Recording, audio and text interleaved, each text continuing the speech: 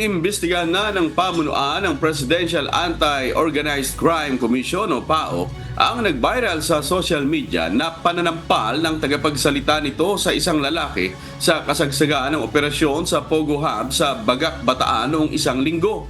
Ayon kay PAOK Executive Director Yusek Gilbert Cruz, wala sa pulisiya ng ahensya ang naging aksyon ni spokesperson Winston Casio.